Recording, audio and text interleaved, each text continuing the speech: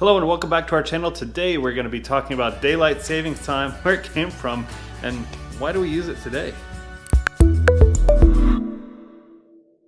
Hello and welcome back to our channel. If you haven't already, please consider subscribing and clicking on the bell icon to be notified when all of our videos do come out each and every week. Also, if you haven't checked it out, there's a link below to our store. We're going to have some t-shirts, some coffee mugs, other cool stuff in there, so please be sure to check it out.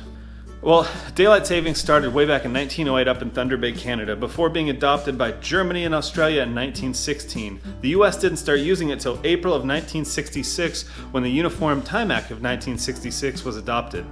Well, so why does daylight savings time even exist? Well, up in Thunder Bay in Canada, it was a fairly agrarian or agricultural society. So it ran by outside, daylight, that kind of stuff. They could only really do stuff during the daylight and not during the nighttime. So if they instituted something like daylight savings time, they could kind of finagle their hours, finagle their sleep schedule, so they could get more work done during that day in the summertime.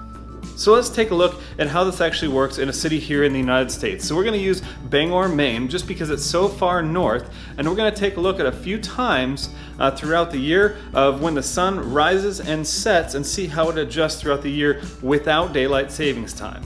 So if we start in November, so November 15th specifically, we're going to start with a sunrise time of 6:32 and a sunset of 16:06. And then we move forward to March 1st, we can see that the sunrise time is going backwards or going left, getting earlier at 6:11, and the sunset time is getting later at 17:23.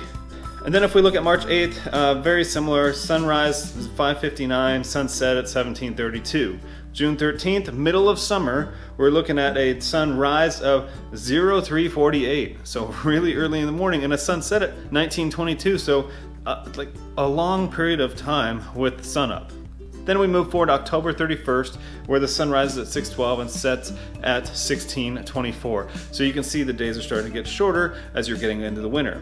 So we can see in general, days are longer during the summer, days are shorter during the winter. So now let's see what happens when we change our clock times using daylight savings time and see how that affects everything. We're going to start by moving our clock forward on March 8th 1 hour. So instead of having our sunrise at 5:59, it's actually going to be at 6:59. And then instead of having our sunset at 17:32, it's actually going to be at 18:32. And then we can see how that'll affect our times in the summertime, because on June 13th, instead of having a sunrise at 3:48, it's going to be at 4:48. And instead of having a sunset at 19:22, it'll be at 20:22. So basically what it's doing is shifting that daylight from being really early to a little bit later in the day. So you're going to have more daylight towards the end of the day, especially after your workday. So that's really the big thing that the daylight savings does. It shifts those daylight hours to basically later in the day. So you're going to be having more midday time and late afternoon time with sunlight rather than really early morning with sunlight. So let's talk about some good things of daylight savings and what it really helps us to do. It does help us to have more afternoon, evening sunlight times. So really how that's going to play out is and why I think we have daylight savings time is local businesses. And it's actually been shown that if there's more daylight on your way home from work, people will stop at businesses and do more shopping.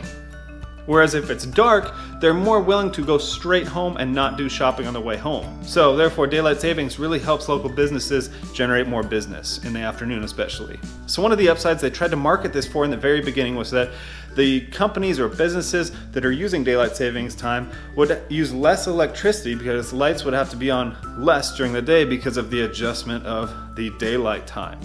Well, that is true, lights are going to be on less, but what they didn't account for is that you're going to have one more hour of warm time during the afternoon that businesses are going to be in effect open for, and so you're going to have to use air conditioning for another hour. So it really makes it like balance out, and it's not worth it, the savings that you get from using that daylight savings time. The other downside to changing your clocks forward and back each time in the spring and in the fall are fairly big, and they've actually been proven scientifically.